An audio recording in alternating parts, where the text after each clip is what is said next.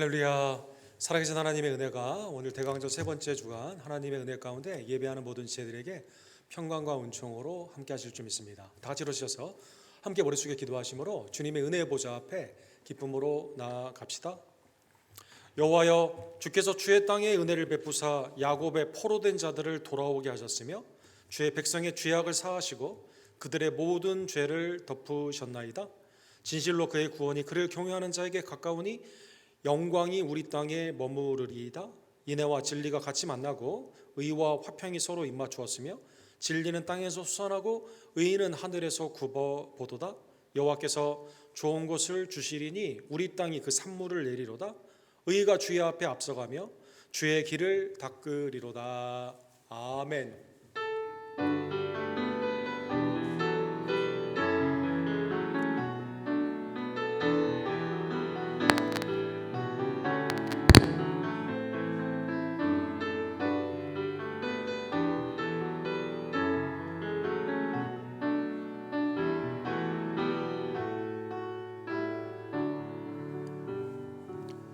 거룩하시고 자비로우신 하나님 아버지, 죄와 허물로 죽었던 우리들을 하나님의 생명의 자녀, 은혜의 자녀, 부활의 자녀로 삼기 위해 독생자 예수님을 우리에게 보내주심에 감사를 드립니다. 그의 성육신을 기뻐하고 우리를 향한 하나님의 복음의 은총을 감사하며 다시 오는 주님을 고대하는 대강절과 성탄절을 주심에 감사를 드립니다. 하나님 올 한 해를 뒤돌아보며 우리의 심령과 가정과 교회와 이 땅 가운데 주님의 베푸신 은혜를 기억하고 모든 정사와 통치가 주님 앞에 있음을 깨달으며 주님만을 경배하며 나아가는 하나님의 복된 백성들 될 수 있도록 역사하여 주시옵소서. 외제와 내제와 선교제를 기억하여 주시고 하나님의 은혜 안에서 거룩한 주일 예배를 연락하여 주시옵시며 또 우리 교회에 어린이들의 예배를 연락하여 주시며 모든 각 순과 선교의 모임 가운데 하나님 함께하여 주시옵소서. 오늘도 나를 위해 이 땅에 강림하신 그리스도를 내 심령으로 만남으로 말미암아 하나님이 기뻐하시는 회개와 감사와 순종으로 주님을 높여드리며 복음을 증거하며 믿음 안에서 자라나는 귀한 역사 주님 우리에게 허락하여 주시옵소서. 모든 영광과 감사와 존귀를 받게 합당하신 우리를 위해 이 땅에 강림하신 구원주 예수 그리스도 이름으로 간절히 기도드립니다. 아멘.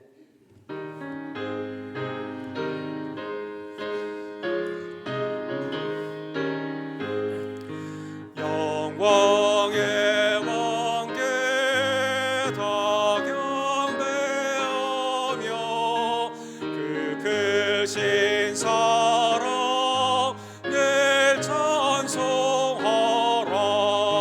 옛부터 영원히 참 방패시니 그 영광의 죄를 다 찬송하라. 능력과 은혜 다 찬송하라.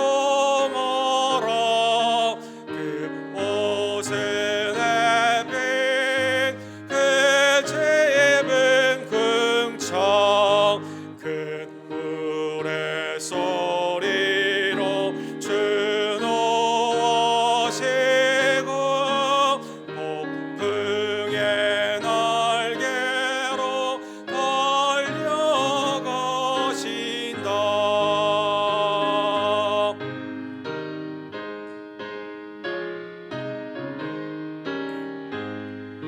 저 아름답고 놀라운 일이 가득한 이 땅 다 주의 보화 그 힘찬 영광에 더 잡히나니 저 푸른 바다는 어쩌라기라. 질그릇같이 연약한 인생 주지하여 늘 강건하리. 온 백성 지으신 왕왕이시니 그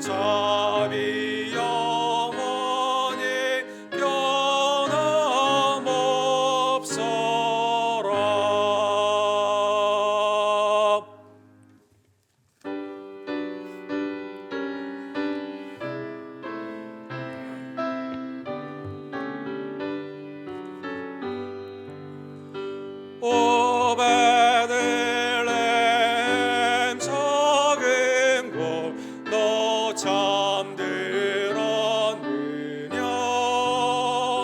별들만 높이 빛나고 잠잠히 있으니 저 놀라운 빛 지금 캄캄한 이 밤에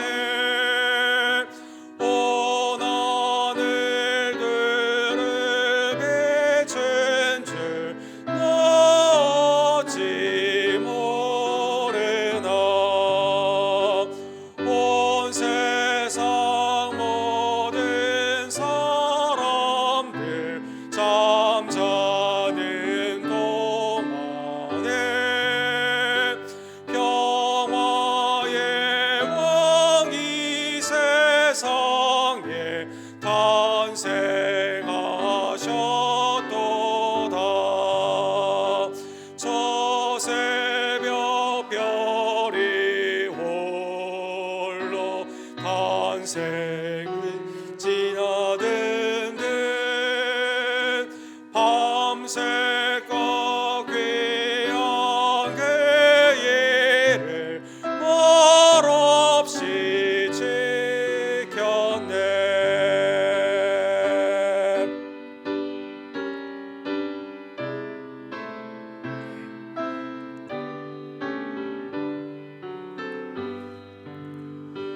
오 놀라우신 하나님 큰 선물 주시니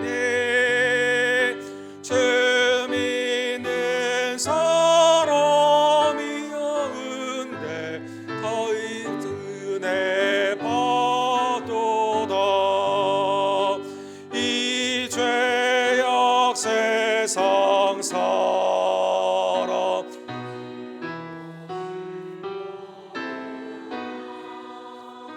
주 영접하는 사람들 그 맘에 오시네 오 베들레헴 예수님 내 맘에 오셔서 내 죄를 모두 사하고 늘 함께 하소서 저 천사들의 소식 나 기뻐 들으니 오 임마누엘 예수님 내 맘에 오소서. 하나님 오늘도 예수 그리스도를 통해 우리 가운데 좌정하여 주시고 친히 역사해 주심에 감사를 드립니다. 그러나 한 주간의 삶을 뒤돌아보면 하나님의 뜻을 알고도 행하지 못한 우리의 죄가 얼마나 큰지요. 이 시간 내 심령과 입술과 행함 가운데 임마누엘 예수님을 깨닫지 못하며 불순종 가운데 나아갔던 우리의 죄를 고백하오니 그리스도의 보혈로 하나님의 자비 가운데 이 시간 용서하여 주시옵소서. 함께 우리의 죄를 주께 고백합시다.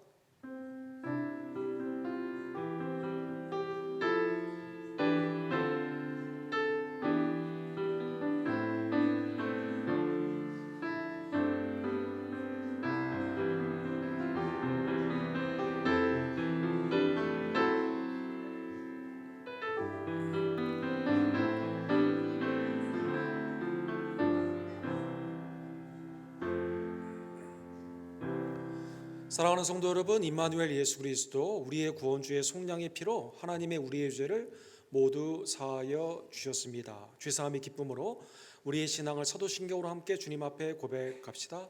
전능하사 천지를 만드신 하나님 아버지를 내가 믿사오며 그 외아들 우리 주 예수 그리스도를 믿사오니 이는 성령으로 잉태하사 동정녀 마리아에게 나으시고 본디오 빌라도에게 고난을 받으사 십자가에 못 박혀 죽으시고 장사인의 삶 안에 죽은 자 가운데서 다시 살아나시며 하늘에 오르사 전능하신 하나님 우편에 앉아 계시다가 저로로서 산자와 죽은 자를 심판하러 오시리라.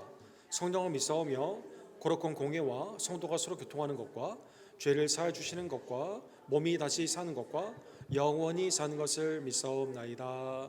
아멘.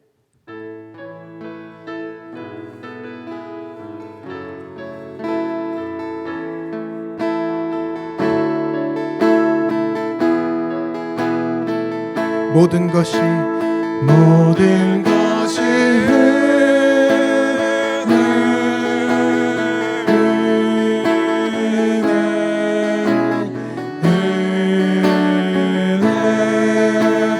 한없는 은혜 내 삶에 당연한 건 하나도 없었던 것을 모든 것이 은혜여서 모든 것이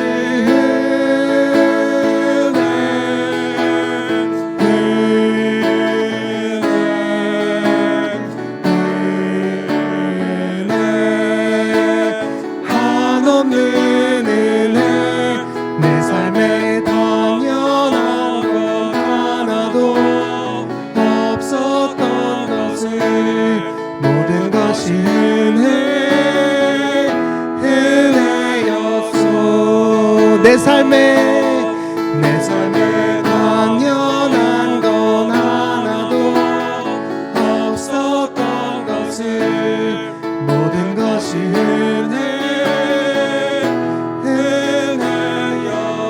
은혜여서. 잘 앉아 주실 때 조정숙 권사님께서 우리를 위해서 기도해 주시고 오경수 집사님께서 하나님의 말씀을 대독해 주시겠습니다. 다 같이 기도 드리시겠습니다. 사랑과 은혜가 풍성하신 하나님 아버지, 감사와 찬송과 영광을 주님께 돌려드립니다. 오늘도 우리를 주님의 성전으로 불러주시고 함께 예배드리는 예배자로 삼아주셨으니 감사드립니다. 온 세상을 구원하시기 위하여 빛으로 오신 예수님, 오늘도 신령과 진정으로 예배드리는 성도님들이 다 될 수 있도록 주님 도와주시옵소서. 나의 의인은 믿음으로 말미암아 살리라.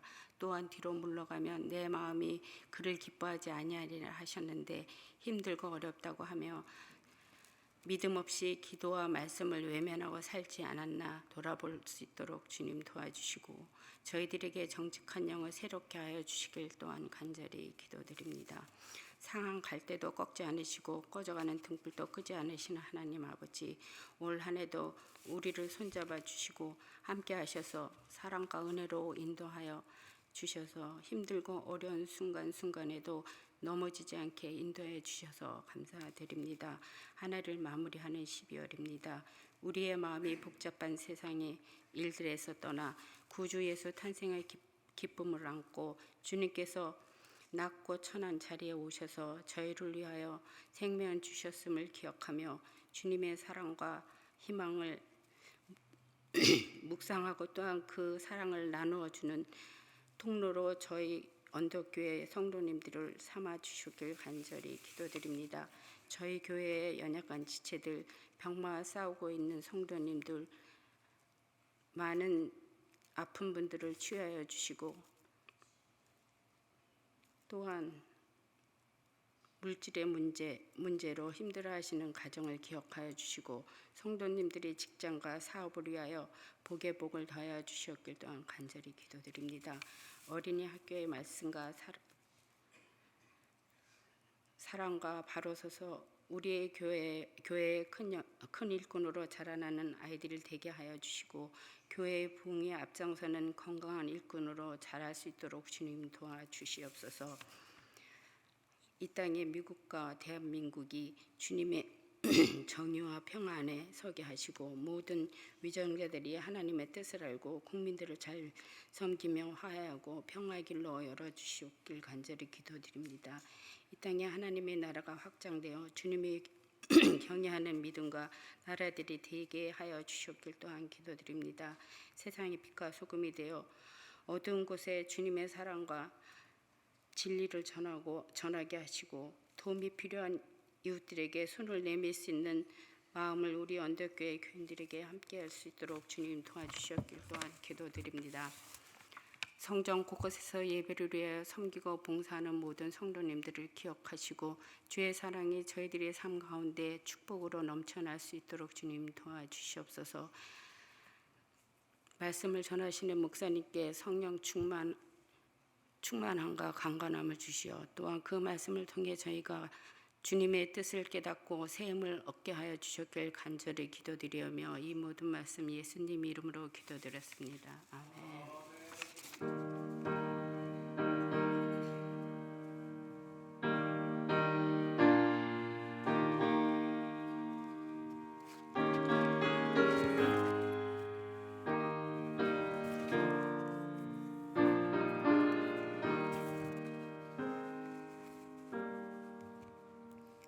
오늘의 말씀은 이사야 7장 13절로 16절과 마태복음 1장 18절로 21절 말씀입니다. 이사야가 이르되 다윗의 집이여 원하건대 들을지어다. 너희가 사람을 괴롭히고서 그것을 작은 일로 여겨 또 나의 하나님을 괴롭히려 하느냐. 그러므로 주께서 친히 징조를 너희에게 주실 것이라. 보라, 처녀가 잉태하여 아들을 낳을 것이요 그의 이름을 임마누엘이라 하리라. 그가 악을 버리며 선을 택할 줄 알 때가 되면 엉킨 젖과 꿀을 먹을 것이라. 대저 이 아이가 악을 버리며 선을 택할 줄 알기 전에 내가 미워하는 두 왕의 땅이 황폐하게 되리라. 예수 그리스도의 나타나심은 이러하니라. 그의 어머니 마리아가 요셉과 약혼하고 동거하기 전에 성령으로 잉태된 것이 나타났더니 그의 남편 요셉은 의로운 사람이라. 그를 드러내지 아니하고 가만히 끊고자 하여 이 일을 생각할 때에 주의 사자가 현몽하여 이르되 다윗의 자손 요셉아, 내 아내 마리아 데려오기를 무서워하지 말라. 그에게 잉태한 자는 성령으로 된 것이라. 아들을 낳으리니 이름을 예수라 하라. 이는 그가 자기 백성을 그의 죄에서 구원할 자이심이라 하니라. 아멘.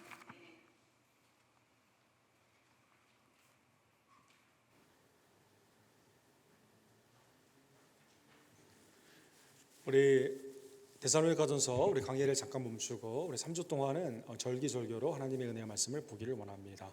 우리 기도하고 주의 은혜의 말씀을 봅시다.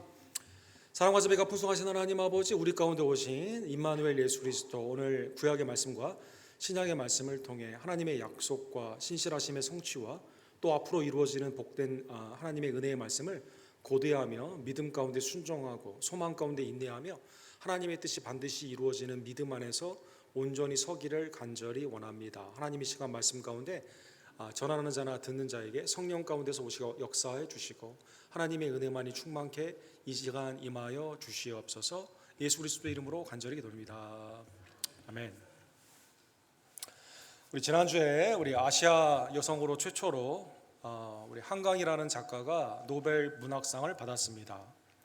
이 아시아 여성으로 이 노벨 문학상을 받는 이 유리가 천정이 깨진 사건으로 전 세계가 이제 굉장히 기뻐하는 소식들이 이렇게 많이 있었습니다. 사실 그 노벨상은 그 남자들 위주로 상을 많이 주었다고 합니다. 첫 번째 그 여성으로서 노벨 문학상의 그 유리 천장을 깨고 받으신 분은 스웨덴의 셀마 라겔루프라는 그러한 분입니다. 이분은 어떤 책을 주로 쓰셨을까요? 독실한 크리스천인데 루터란 신자였는데 이 아이들에게 성경을 이렇게 잘 이해할 수 있도록 성경에 나와 있는 그러한 그리스도 중심의 그 신앙을 동화나 소설 가운데로 많이 표현을 해줘서 이 가운데 노벨상에서 이분에게 이렇게 상을 주었습니다. 이분은 문학으로도 자기의 신앙을 나타냈을 뿐만 아니라 하나님의 뜻 가운데 살기를 원하는 분이었는데 이분이 이제 그 2차 대전이 발발할 그때 독일에서 한 젊은 그 시인이며 극작가였던 넬리 작스라는 사람이 자기의 친구를 통해 도움을 요청하게 됩니다. 이때는 이분이 1940년에 소천하셨기 때문에 1939년 돌아가시기 1년 전이거든요. 이 독일에 이 작가와 어머니가 있는데 이 히틀러의 핍박 가운데 지금 쫓겨다니고 있는데 당시 스웨덴 할리몬의 그 유일한 여성이었거든요. 그래서 셀마 레겔루프가 이 사람을 좀 도와줬으면 좋겠다라고 부탁을 했다고 합니다. 그런데 당시에 덴마크와 노르웨이가 이미 나치의 정권 가운데 넘어가는 상황에서 스웨덴도 매우 위험한 상황이었거든요. 그런데 이분이 이 자유를 향해서 그 다음에 내가 도울 수 있는 한 언제든지 나에게 오고 내가 그분의 이렇게 망명을 위해서 도와주고 우리 집에서는 언제든지 와서 살기를 원하면 살 수 있다라는 그러한 것을 문서화 시켜가지고 이 넬리 작스라는 분과 그 어머니를 이 스웨덴으로 초청을 하게 됩니다. 그리고 거기에서 그분들이 살게 되는 것이죠. 정작 넬리 작스와 어머니가 이 스웨덴에 도착하게 되었을 때는 1940년이었는데 이때는 셀마 레겔로프가 이미 하나님의 부르심을 받은 때였다고 합니다. 그래서 이 독일의 극작가이면서 이 시인이었던 넬리 작스가 이 경험, 내가 알지도 못하는 그분이 나를 위해서 많은 희생을 이렇게 각오하면서 본인은 지금 돌아가기 직전임에도 불구하고 나에게 이렇게 선의를 베풀면서 내가 스웨덴에 이렇게 망명하여 살 수 있다라는 이 경험을 가지고 극을 하나 쓰게 됩니다. 그 극이 이상을 향한 행진이다라는 극을 쓰게 됩니다. 그리고 이 책으로 말미암아 1966년에 이 넬리 작스가 노벨상을 수상을 하게 됩니다. 노벨상 수상을 받는 그때 이 감정을 표현하게 되는데 나는 셀마 레겔로프 보지도 못했는데 이분이 나를 도와주심으로 말미암아 정작 그분은 돌아가셨는데 이분이 그 선의로 말미암아 내가 이렇게 스웨덴에 와서 살게 되고 이렇게 극도 쓸 수 있게 되고 이게 노벨상을 받게 되는 이 가운데 마치 셀마 레겔로프가 지금도 살아서 나를 도와주고 있다고 하는 그러한 감정을 느낀다라고 하면서 이 노벨상을 이 셀마 레겔로프에게 헌정을 하게 되었습니다. 우리가 생각할 때는 내가 살아있을 때만 뭔가 할 수 있고 내가 살아있을 때만 이 열매가 나타난다고 생각할 수 있지만 하나님의 우리를 향하신 그 뜻이 선의 가운데 우리가 뿌려진 씨앗들이 내가 알지 못하는 상황 가운데 이 나중에 그죠? 하나님의 나라 가운데 그때와 시기가 있어서 그때 열매를 맺는 노벨상과 관련되어 있는 대표적인 그러한 에피소드가 되는 것입니다. 오늘 본문은 우리가 너무나 잘 아는 임마누엘이라고 하는 사건을 이게 예수님이 이 땅에 오셨을 때 임마누엘이라 하리라라는 마태복음의 말씀은 익숙하지만 이게 왜 하나님의 말씀의 성취인가 이 구약에 등장한 이사야 7장에 있는 약속의 첫 그 말씀을 함께 상고하면서 하나님께서 약속하시고 그것을 신실하게 이루시는 하나님의 호의, 선의에 대한 은혜에 대한 말씀을 함께 나누기를 원합니다. 오늘 첫 번째 본문을 읽었던 이사야 7장에 보게 되면 역사적인 상황이 나와 있죠. 당시에 남유다의 왕은 아하스라는 왕이었습니다. 하나님을 경외하지 않고 이 위기가 있을 때마다 이 아수르 아니면 애굽에게 도움을 구하고자 하는 정치에는 매우 민감한 그러한 왕이었습니다. 그런데 이제 아하스 때 북이스라엘과 아람이 연합을 해가지고 남유다를 핍박을 하는 그러한 상황이 되었습니다. 자, 이제 유다 왕 아하스는 아람 왕 르신과 이스라엘 베가의 연합 공격 가운데 이 살 길이 어디 있는가 생각을 해보니까 하나님을 경외하지 않다 보니까 하나님께 찾아야 되는데 하나님께 도움을 구해야만 되는데 이제 떠오르고 있고 지금 제국 가운데 엄청난 군사력을 가지고 있는 아수르 왕에게 그가 의지하기를 원하게 됩니다. 이사야가 당시에 선지자였는데 이 소식을 듣고 참 한심하거든요. 하나님이 살아계시고 지금도 역사해 주시는데 하나님께 구하지 않고 아수르에게 구하는 이 상황 안에서 하나님의 말씀을 대언하여 주시게 됩니다. 4절에서 8절에 보게 되면 이 요지가 이렇게 나와 있죠. 걱정하지 말라, 염려하지 말라. 내가 다 너희를 보호하고 구원하기 때문에 너는 나만 믿어라라고 하나님이 말씀하여 주시게 되는 것이죠. 그래서 오늘 본문 4절에 보면 이들은 연기나는 두 부직갱이, 그렇죠? 지금 다 연기가 처음에는 나서 화력이 강한 것 같지만 다 불이 식어가고 있거든요. 그루터기에 불과하니 이제 다 잘려져 나가고 뿌리 조금만 남았거든요. 두려워하지 말고 낙심하지 말라 이렇게 말씀해 주시는 겁니다. 하나님이 다 이걸 해결해 주시니까 걱정하지 말고 너는 내게 의지만 해라라는 것입니다. 믿음을 촉구하게 되는 거죠. 그래서 9절에 보면 만일 너희가 굳게 믿지 아니하면, 이걸 믿어야만 되는데 믿지 않고 아수르에게 또 도움을 구하거나 애굽에 가서 도움을 구하게 되면 어떡합니까? 너는 굳게 서지 못하리라. 너는 망하게 된다, 죽게 된다라고 말씀하여 주시는 것입니다. 자, 그러면 다윗의 후손 아닙니까? 아하스. 그 다음에 위기 가운데 있지만 하나님이 도와주신다고 이사야를 통해 말씀하여 주셨잖아요. 염려할 필요가 없다고 말을 합니다. 그 다음에 이걸 막기 위해서는 내가 다시 군사력을 일으킨다던가 외교력을 바란다던가 아니면 인간의 실수로 이걸 피하는 게 아니라 하나님이 하시기 때문에 오직 무엇만 하면 됩니까?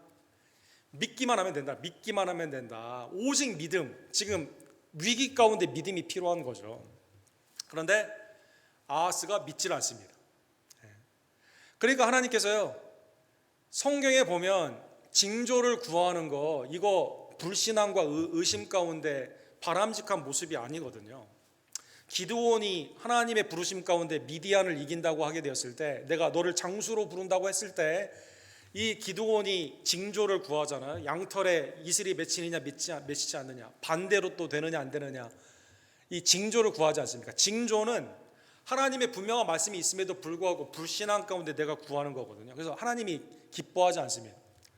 그런데 성경에 처음으로 하나님께서 직접 내가 징조를 보여줄 테니까 네가 구해라 이렇게 말합니다. 사랑하는 성도들, 그러니까 오직 믿음으로 믿었으면 가장 이상적인 거고, 그 다음에 차라리 내가 징조를 보여주세요, 이건 바람직하진 않지만 그런 경우들이 성경에 곳곳에 있고, 이것까지 안 되니까 하나님이 남유다를 불쌍히 주셔서 다윗과의 언약을 기억하여 주셔서 그러면 내가 징조를 보여줄 테니까 징조를 구하라라고 말하게 됩니다. 그런데 이때 아하스가 내가 어떻게 하나님께 징조를 구합니까? 이때는 또 신앙이 있는 것처럼 말을 해요. 이 뜻은 뭐예요? 내가 구하나 마나 하나님 못하신다는 뜻이죠. 그래서 하나님이 직접 징조를 보여주시게 됩니다. 말씀하여 주시게 됩니다. 자, 그러니까 위기 가운데 이미 약속하여 주셨고 약속을 믿지 않고 징조도 구하지 않는 자에게 하나님이 징조를 보여주시게 되는 것이죠. 그게 오늘 본문에 나오는 임마누엘입니다. 14절에 그 말씀이 나와 있는데 우리 다 같이 읽도록 하겠습니다. 그러므로 주께서 친히 징조를 너희에게 주실 것이라. 보라, 처녀가 잉태하여 아들을 낳을 것이요 그의 이름을 임마누엘이라 하리라. 약 700년 전이에요. 730년 전입니다. 예수님이 오시기 전에 아하스에게 징조를 보여주시는데 처녀가 잉태하여 아들을 낳을 것이요, 불가능한 거죠. 불가능한 겁니다. 근데 그의 이름이 God with us, 하나님이 우리와 함께 계신 하나님, 하나님이 우리와 함께 계시다는 그 이름을 가진 그 아들을 하나님이 주신다는 것입니다. 일단 당시에 이 아들을 주신다는 생각 가운데 여러 가지 생각을 당시에 해볼 수가 있었겠죠. 당장 급한 이 위기에서 우리가 어떻게 벗어날 것인가? 그러면 이 당시에 태어난 아들들을 생각해 보면 혹시 이 아들이 아닐까? 라는 생각을 해봤을 것입니다. 당장 이사야 8장 1절에 보면 마헬살렐 하스바스, 이름이 좀 길죠. 이게 전쟁에 의해서 황폐케 하고 전리품을 가져온다라는 그런 뜻이거든요. 이사야의 아들이 있습니다. 이사야의 아들. 그리고 하나님이 놀랍게도 나중에 히스기야 때 이 모든 것을 해결하여 주시게 되죠. 그래서 아하스의 아들인 누가 있습니까? 히스기야를 생각해 볼 수가 있습니다. 이 두 사람의 아들들이 가능한, 선지자의 아들, 왕의 아들. 근데 문제는 어디에 있습니까?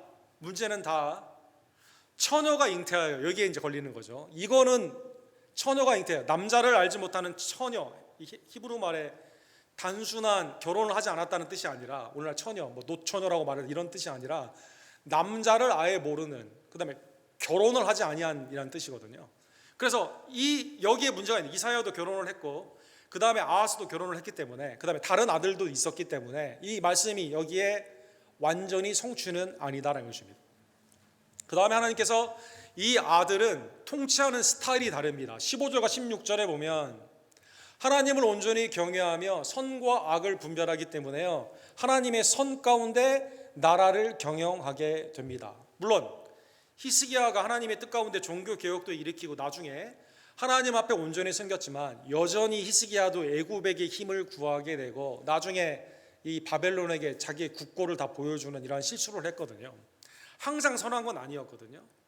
근데 어쨌든 이 아들은 이 이사야의 아들도 아니고 이 아하스의 아들인 히스기야도 아니고 하나님이 주시는 선악을 분별하며 선 가운데 통치하는 아들이다라는 것입니다. 그래서 이사야가 이 아들에 대해서 다시 한번 강조를 합니다. 이사야 9장에 보면 이는 한 아기가 우리에게 낳고 한 아들을 우리에게 주신 바 되었는데 그의 어깨에는 정사를 메었고 그의 이름은 기묘자라 모사라 전능하신 하나님이라 영존하신 아버지라 평강의 왕이라 할 것임이라.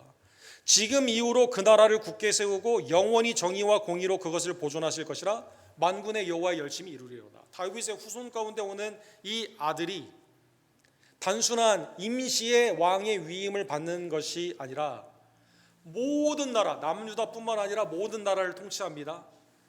그게 놀라운 전능하신 하나님이십니다. 이 아들이. 그로 말미암아 영원한 정의와 공의가 세워지게 되는 것입니다. 그리고 이 일은 인간이 하는 게 아니라 만군의 여호와의 열심히 이루어지게 된다는 것입니다.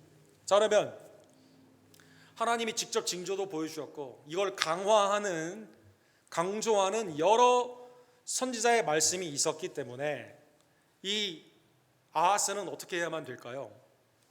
당연히 하나님을 회개하고 경외하고 하나님을 믿었어야만 됩니다.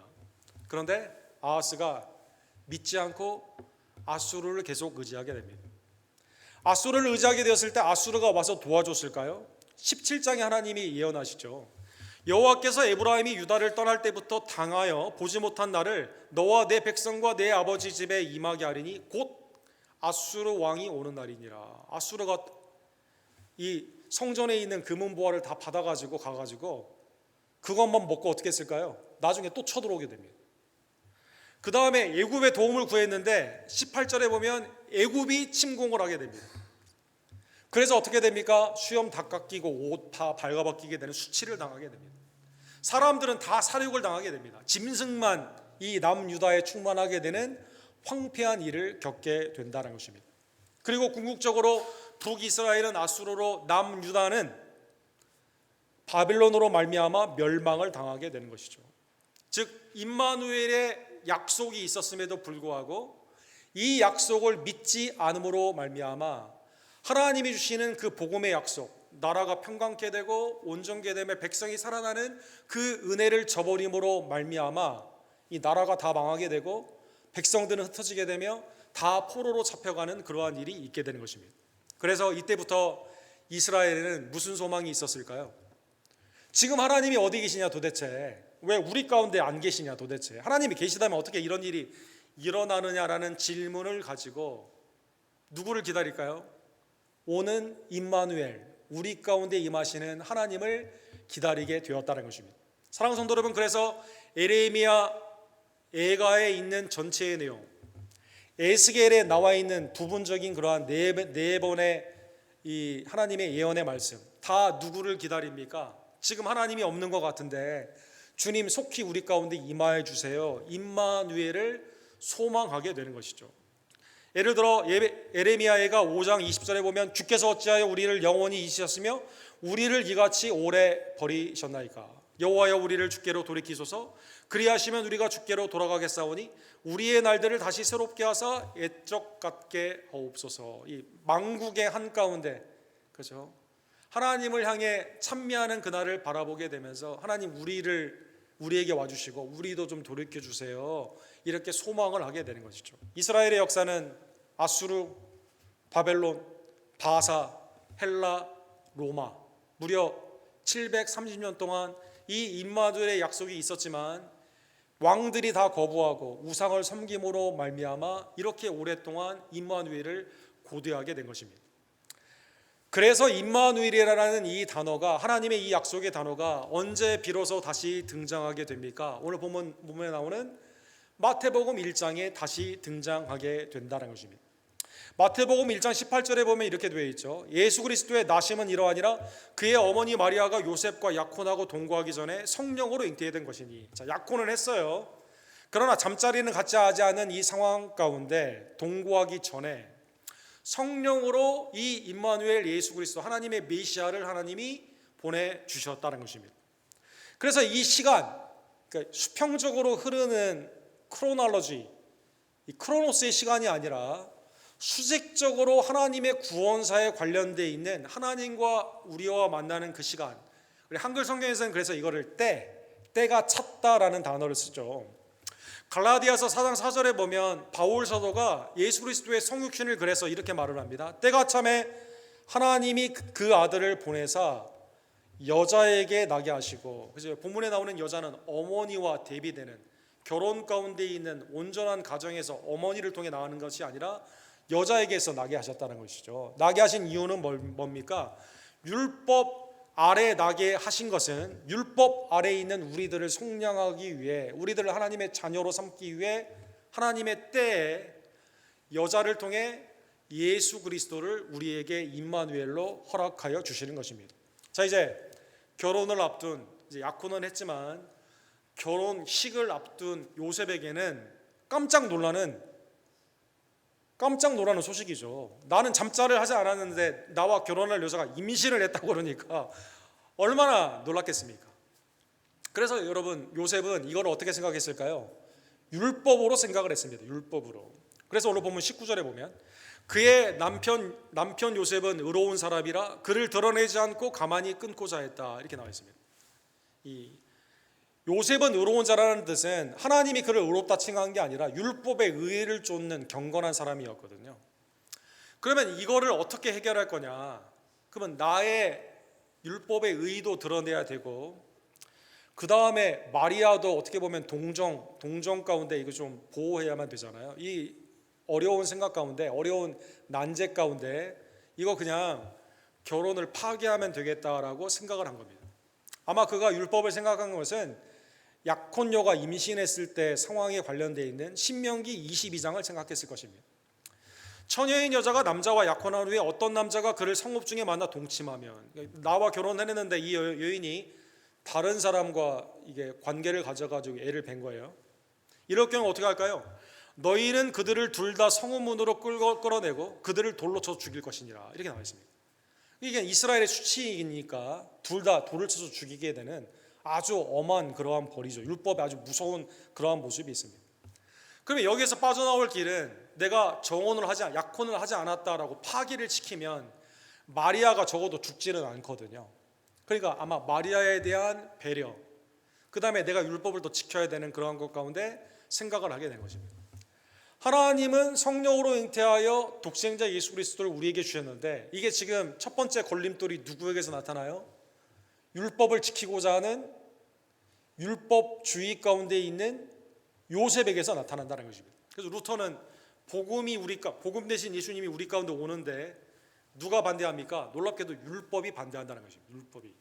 그러니까 복음과 율법의 충돌이 여기에 나타나게 되는 것이죠. 그래서 오늘 본문에 보면 하나님이 꿈을 통해 하나님의 계시의 말씀으로 개입을 하여 주시게 됩니다.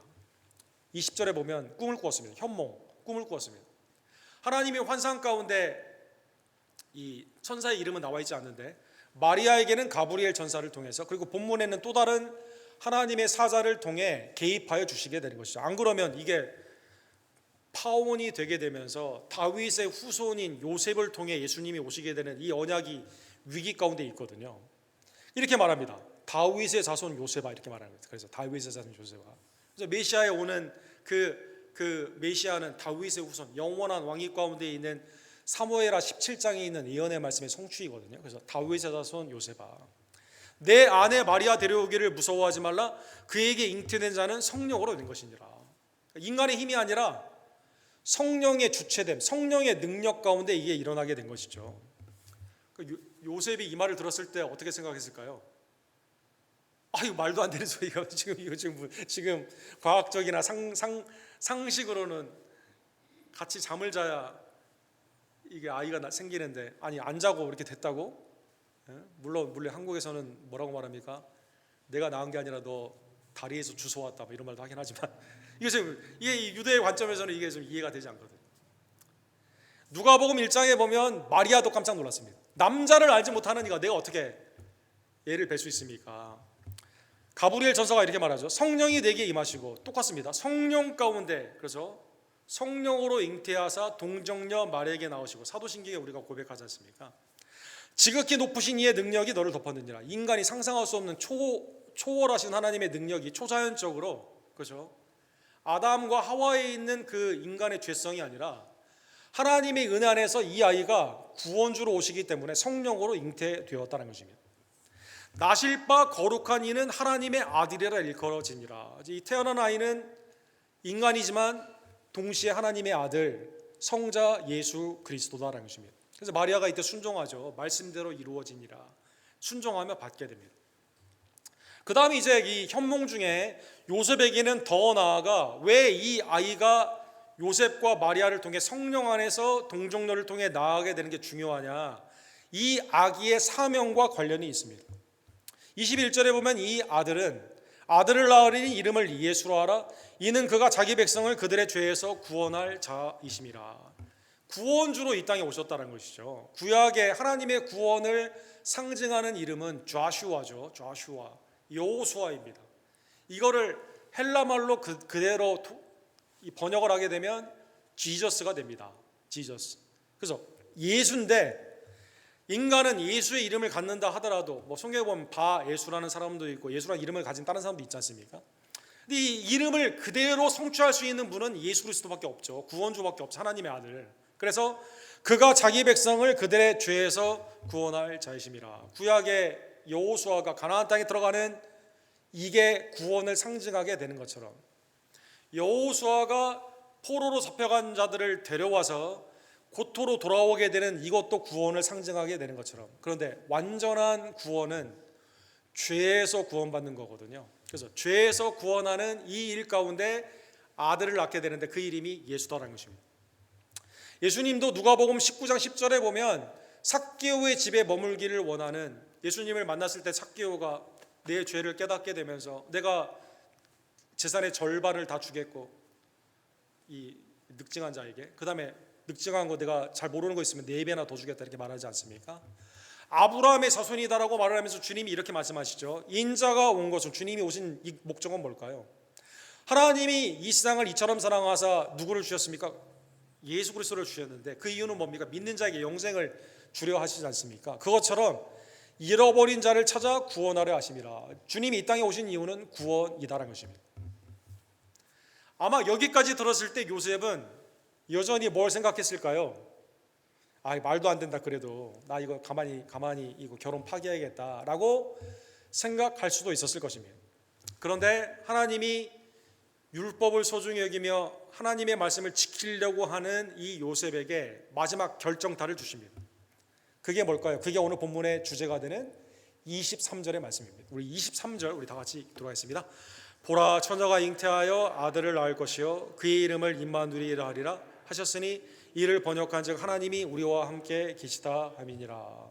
하나님이 무엇을 가지고 지금 마지막 요셉의 마음을 돌리시고 있습니까? 야, 너 구약 믿지 않냐고. 구약에 하나님이 약속하신 그게 지금 이루어지는 거죠. 이게 그냥 난데없이 갑자기 튀어나온 게 아니라 하나님의 말씀이, 하나님의 역사가 그냥 어느 날 갑자기 천지개벽하듯 일어난 게 아니라 하나님의 계획이 있고 선포가 있으며 선포하신 약속의 복음의 말씀이 그대로 이루어지게 된다는 것입니다. 처녀가 잉태하여 아들을 낳을 것이요. 그래서 이사야의 아들도 아니고 아하스의 아들 히스기야도 아닙니다. 처녀가 잉태하여 아들을 낳는, 아직 이루어지지 않아 730년 동안 기다렸습니다. 그래서 말씀 그대로 처녀가 잉태하여 아들을 낳게 되는데 그 이름이 하나님이 우리와 함께 하시다 임마누엘이다라는 것입니다. 벌써 이름이 몇 번 나왔죠. 그렇죠? 예수라는 이름이 나왔고 구원하시는, 죄에서 구원하시는 예수. 그렇죠? 그 다음에 임마누엘이라는 이름이 나왔습니다. 그 다음에 누가복음 2장에 보면 그는 메시아, 그리스도라는 이름을 가지고 나오게 되죠. 하나님이 우리와 함께 하신다는 이 약속, 야, 너 이사야 7장 아마 요셉은 알고 있었을 것입니다. 고대하던 그 임마누엘이 우리 가운데 오는데 이게 내 공로로 하는, 내가 뭘 잘해서 그런 게 아니에요. 성령이 임함으로 말미암아 처녀가 잉태하여 오게 되는 것입니다. 왜 동정녀의 탄생일까요? 물론 과학적으로 이건 받아들이기가 힘들겠죠. 그럼 하나님이 이미 선포하시고 역사적으로 역사적으로 그대로 이루어졌다는 것입니다. 신실하신 하나님이 여러분과 저의 구원을 위해 하나님의 때가 찼을 때 성령을 통해 잉태하심으로 말미암아, 그래서 예수님은 누구로부터 자유롭습니까? 아담 아래에서 자유롭죠. 죄의 속성으로 태어나신 것이 아니라 하나님의 아들로 이 땅에 오셨다는 것입니다. 우리와 똑같은 몸을 입으셨지만 그러나 죄는 없으시다는 것입니다. 구원주로 예수님은 합당하다는 것입니다. 이때 비로소 요셉이 이 하나님의 말씀을 받아들이게 됩니다.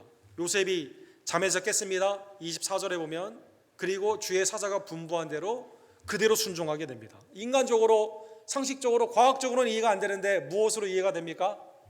하나님의 약속의 말씀으로 이해가 되는 겁니다. 사랑하는 성도들, 하나님이 말씀하시고 그대로 성취하는 하나님의 말씀으로 아하스가 믿었어야 되는데 믿지 않았거든요. 남유다가 믿지 않았고 730년 동안 다 악한 길로 행했던 사람들은 믿지 않았거든요.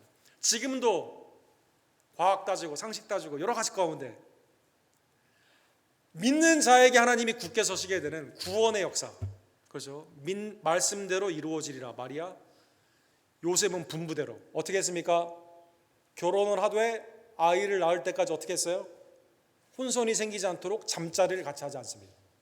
아이가 태어납니다. 하나님은 아이 이름을 임마누엘, 예수 이렇게 말했지만 나는 다른 이름을 지으리라 이렇게 하지 않고 예수로 그대로 이름을 짓게 되는 겁니다. 사랑하는 성도들, 그리고 예수님이 이 땅에 오셔서 여러분과 저를 위해 고난을 받으시고 그 말씀 그대로 하나님이 우리와 함께 하시는 구원의 역사 가운데 십자가를 지시고 우리를 위해 구원하여 주셨다는 것입니다. 사랑하는 성도 여러분, 예수님은 본인이 임마누엘임을 너무나 잘 알고 계셨습니다. 자기를 따르는 자를 버리지 아니하셨습니다. 사람이 버렸지 예수님이 버리지 않았어요. 사랑하는 성도 여러분, 부자관은 청년이 있다 하더라도 나를 따르라고 했습니다. 가룟 유다도 데리고 다녔습니다. 여러분, 사랑하는 성도 여러분, 근데 인간이 버렸죠. 그렇죠? 오병이의 기적을 경험한 무리들이 버렸고, 제사장이 버렸고, 바리새인이 버렸고, 말씀을 가지고 있던 사람들이 버렸고, 제자들이 버렸고, 가룟 유다가 팔지 않았습니까? 그럼에도 불구하고 사랑하는 성도 여러분, 주님은 요한복음 14장에 보면 내가 길이요 진리요 생명이고 나로 말미암지 않고 것은 아버지께로 올 자가 없느니라 이 말씀을 하시면서 주님이 뭐라고 말씀하십니까? 18절에 보면 내가 너희를 고아와 같이 버려두지 아니하고 너희에게로 오리라 이렇게 말씀하십니다. 조금 있으면 세상은 다시 나를 보지 못할 것이로되, 십자가의 죽음이죠. 너희는 나를 보리니 부활입니다. 이는 내가 살아있고 너희도 살아있겠습니다. 부활을 통한, 십자가와 부활을 통한 믿는 자에 대한 영생을 말씀하여 주셨습니다. 구원주 예수 그리스도께서는 잠깐 있다가 부분적으로 우리 가운데 일하신 것이 아니라 하나님의 완전한 계획 가운데 약속의 성취로 오셨을 뿐만 아니라 그대로 순종하시고, 그리고 그 은혜로 말미암아 여러분과 제가 임마누엘의 은혜 가운데 오늘도 주님과 함께 살아가는 축복을 받게 되는 것입니다. 예수님은 부활하시고 제자들에게 나타나시며 그리고 제자 삼는 사명을 허락하여 주시죠. 마태복음 28장 20절에 보면 주님은 다음과 같이 개런티, 하나님의 임재 임마누엘의 약속을 하여 주시게 됩니다. 볼지어다 내가 세상 끝날까지 너희와 항상 함께 있으리라 하시니라. 교회 사역 가운데 고난이 있고 어려운 점이 있지만 하나님의 은혜 안에서 주님이 내 이름으로 두세 사람으로 모인 곳에 내가 함께 있겠다 말씀하여 주시죠. 그리고 하나님이 우리를 부르시는 그 죽음까지도 하나님의 사랑을, 그 관계를, 그리스도의 사랑을 깰 수가 없습니다. 그리고 영원하신 주님과 함께 여러분과 제가 하나님의 나라에서 영생을 누리게 된다는 것입니다. 임마누엘 예수 그리스도. 그러면 이 임마누엘 대신 예수님, 자, 구약의 약속이 있었고 그대로 성취되는데 여러분과 저에게는 그러면 오늘 본문의 말씀을 통해 적용으로 무엇이 필요할까요? 아하스처럼 믿지 않는 게 아니라 하나님이 친히 우리에게 보신 징조이신, 우리와 함께 계신 우리의 속량 구원주 예수 그리스도를 온전히 믿으며 그와 함께 동행하는 것을 기뻐하고 주님 안에 자족하는 주의 종들 되기를 간절히 축원합니다. 히브리서 13장 5절에 보면 돈을 사랑하지 말고 있는 바를 족한 줄을 알라. 그가 친히 말하기를 내가 결코 너희를 버리지 아니하고 너희를 떠나지 아니하리라 하셨느니라. 굉장히 흥미로운 말씀입니다. 주님이 우리를 버리지 않고 고아처럼 내버려 두지 않고 항상 함께 있는데 너희를 떠나지 아니하리라 이미 몇 번 말씀해 주셨는데 누가 자꾸 떠나려고 하는 거죠? 우리가 자꾸 떠나려고 하는 거죠. 왜 그럴까요? 맨몸과 하나님을 겸하여 섬기지 못하는데 자꾸 엉뚱한 신, 탐욕의 신, 자기를 사랑하며 돈을 사랑하며, 그렇죠?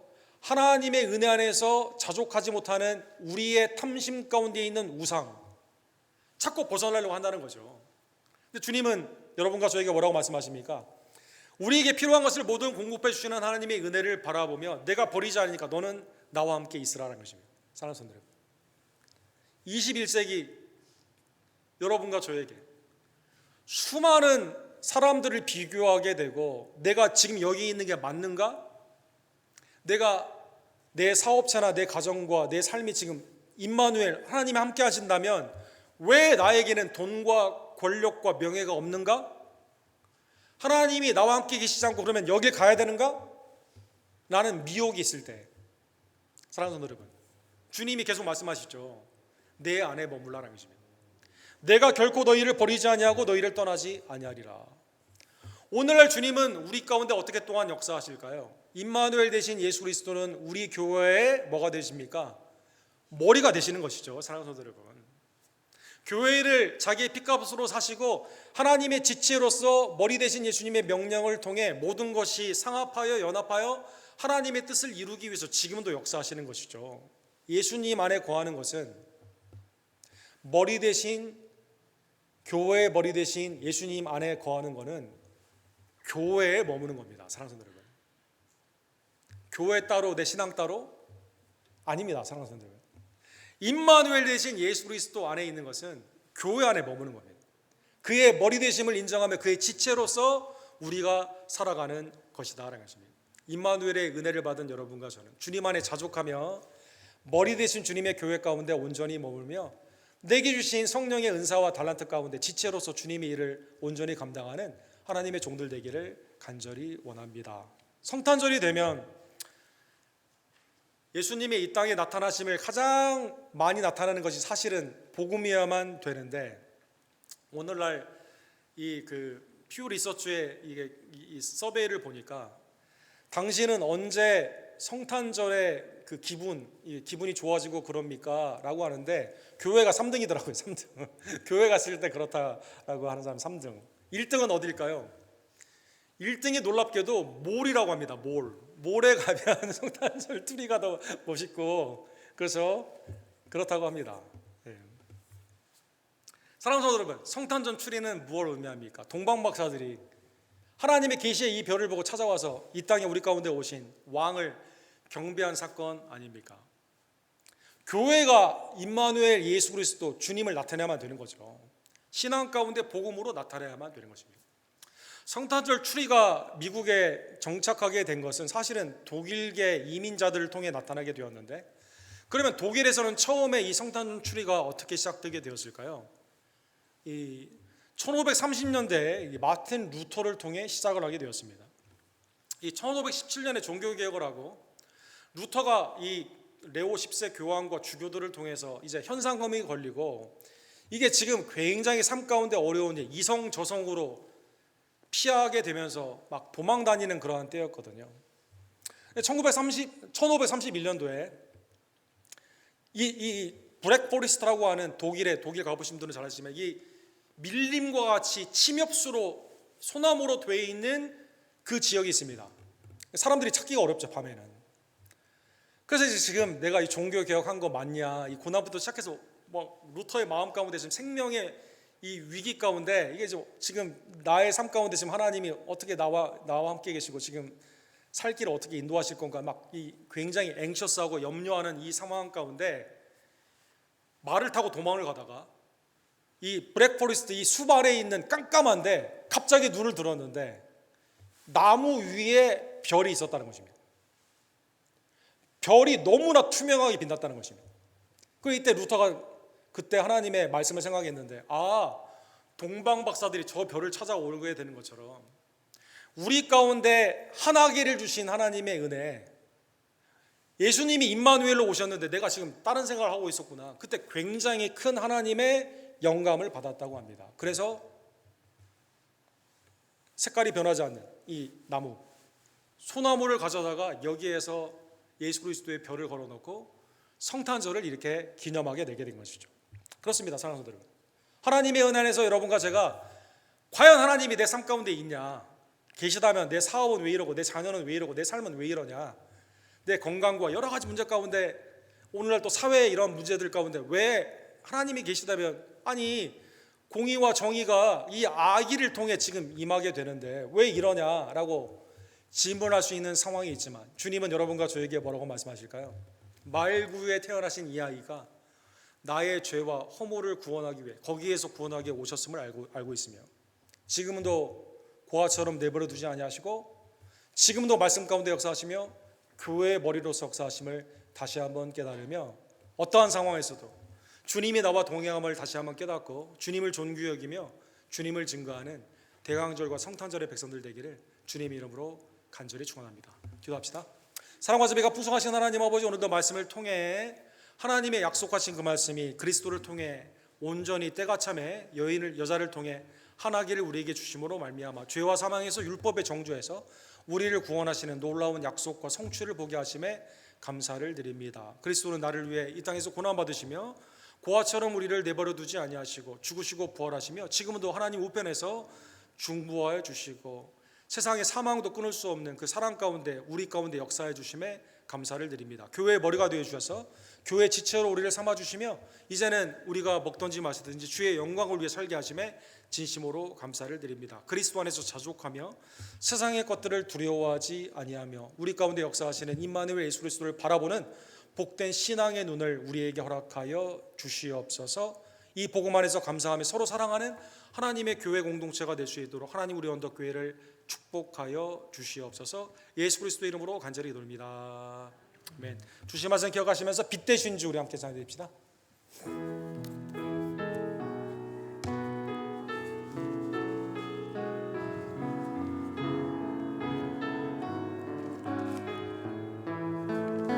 빛 되신 주, 빛 되신 주, 어둠 가운데 비추사 내 눈 보게 하소서. 예배하는 선한 마음 주시고 산소망이 되시네. 나 주를 경배하리 엎드려 절하며 고백해 주 나의 하나님. 오 사랑스런 주님, 존귀한 예수님, 아름답고 놀라우신 주, 만유의 주님, 만유의 높임을 받으소서. 영광 중에 계신 주, 겸손하게 이 땅에 임하신 주 높여 찬양하리라. 나 주를 경배하리, 나 주를 경배하리 엎드려 절하며 고백해 주 나의 하나님. 오 사랑스런 주님, 존귀한 예수님, 아름답고 놀라우신 주, 나 주를 경배하리, 주를 경배하리 엎드려 절하며 고백해 주 나의 하나님. 오 사랑스런 주님, 존귀한 예수님, 아름답고 놀라우신 주, 다 할 수 없네, 다 할 수 없네 주의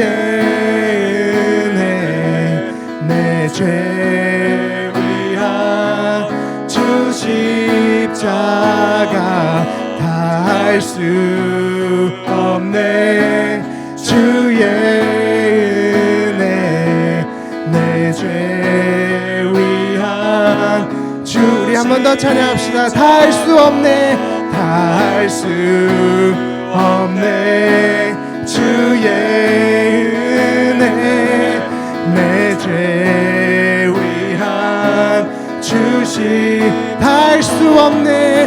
다 할 수 없네. 주의 은혜 내 죄 위한 주 십자가. 나 주를 경배하리. 엎드려 절하며 고백해 주 나의 하나님. 오 사랑스런 주님, 존귀한 예수님, 아름답고 놀라우신. 마지막으로 찬양합시다. 나 주를 경배하리. 엎드려 절하며 고백해 주 나의 하나님. 오 사랑스러운 주님, 존귀한 예수님, 아름답고 놀라우신 주. 이마누엘 예수 그리스도, 우리와 함께 하신 하나님 그리스도의 임재를 믿으며 감사하며 이 시간 믿음으로 드리는 나의 예물을 하나님 연락하여 주시옵소서. 기도하시고 준비한 예물을 하나님께 드립시다.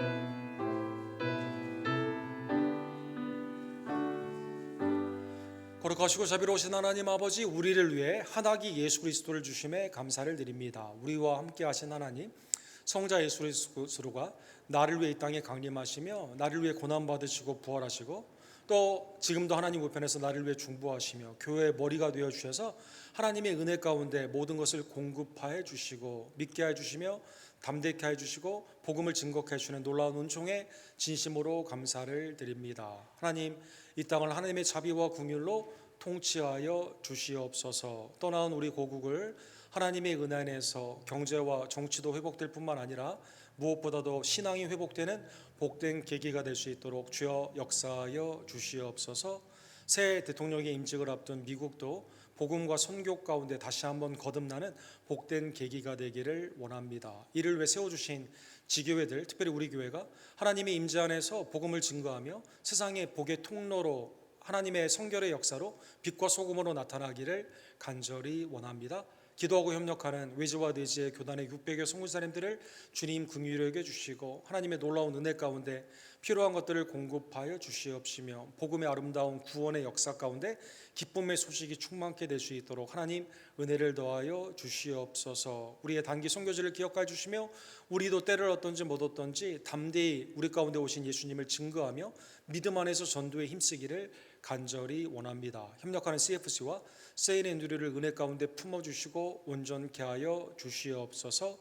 내게 주신 은사와 달란트를 하나님께 헌신하며 나아가는 사랑하는 선교회와 순과 각 팀의 아름다운 남종과 여종들을 기억하여 주시고 이 시간 위로하여 주시며 격려하여 주시기를 간절히 원합니다. 한 해를 정돈해 보며 우리의 불성실함을 다시 한번 회개하고 새해에는 소망 가운데 오직 하나님의 뜻 가운데 나아가는 착하고 충성된 종들 되기를 간절히 원합니다. 하나님 우리 교회 가정들을 돌보아 주시옵소서. 하나님을 믿는 믿음 가운데 하나가 되며 화목 가운데 그리스도의 사랑이 충만케 되기를 원하고 우리의 자녀들이 선물로 주셨음을 깨달으며 믿음 안에서 하나님 앞에 칭찬받는 복된 세대가 될 수 있도록 말씀과 기도에 힘쓰는 가정들로 이 시간 축복하여 주시옵소서. 날마다 고쳐주시고 온전케 하시는 귀한 역사가 사랑하는 이서모 목사님, 특별히 지금 어려운 가운데 있는 이양규 형제님, 또 이희주 권사님, 우리 조정수 권사님, 조기호 집사님, 김영호 성도님, 성익호배 집사님, 황영희 집사님, 권현숙 권사님,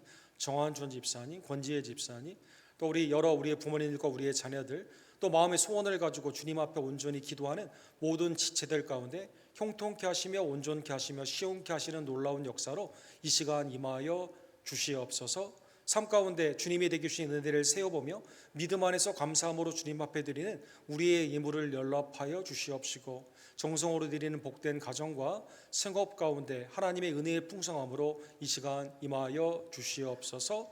오늘 있는 교인 총회를 통해 하나님의 은혜의 공급함을 기뻐하며 새해에도 소망 가운데 믿음으로 나아가는 복된 시간으로 하나님 이 시간 은혜를 더하여 주시옵소서. 모든 영광과 감사를 받게 합당하신 우리와 함께 계신 하나님 임마누엘 예수 그리스도의 이름으로 간절히 기도드립니다. 아멘.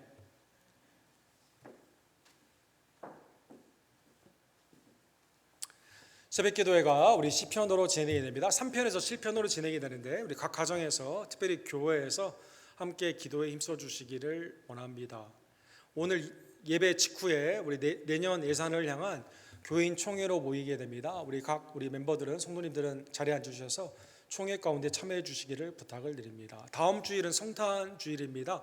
우리 가운데 오신 예수 그리스도를 기뻐하며 감사하고 우리 빌라델비아 선교회에서 찬양, 그다음에 어린이들 찬양, 그다음에 예찬이 있습니다. 성탄절 예찬 후에는 우리 서머나에서 준비한 성도 간의 교제 시간이 있습니다. 그래서 다음 주는 꼭 교회에 머물러 주시기를 부탁을 드립니다. 올해 24일 성탄절 2부는 화요일인데요. 수요예배 대신에 7시 반 화요일에 본당에서 예배를 드리게 됩니다. 여러분 많은 기도 가운데 참여를 부탁을 드립니다. 새해가 하나님의 말씀 안에서 온전히 이루어지기를 원하며 교회력으로 되어 있는 2025년 신년 캘린더가 뒤에 있는데 나가시면서 우리 한 분씩 성도님들은 받아가 주시기를 부탁을 드립니다. 다른 광고는 주보를 잠시 주십시오. 다 같이 일어서셔서 마지막 찬양 부르시고 축도로 오늘 예배를 마칩시다.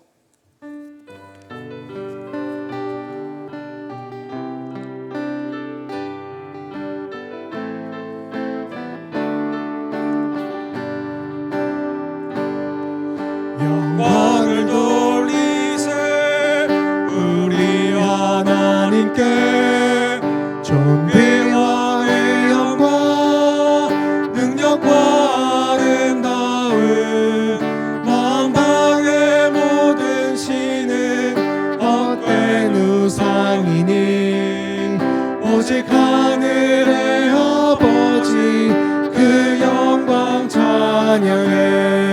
영광을 돌리세 영광을 돌리세 우리 하나님께 존귀와 위엄과 능력과 아름다움 만방의 모든 신은 헛된 우상이니 오직 하늘의 아버지 그 영광 찬양해. 주님의 영광 모든 나라 위에 주님의 영광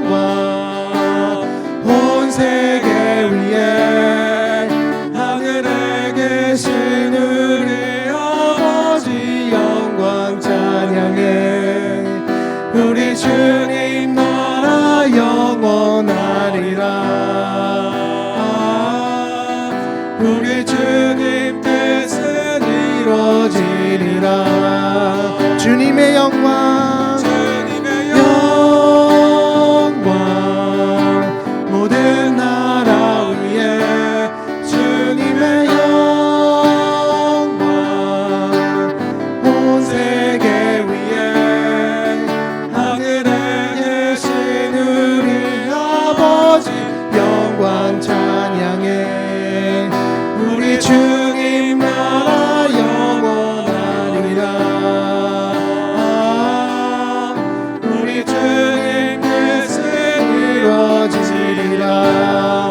우리 주님 나라, 우리 주님 나라 영원하리라. 우리 주님 뜻은 이루어지리라.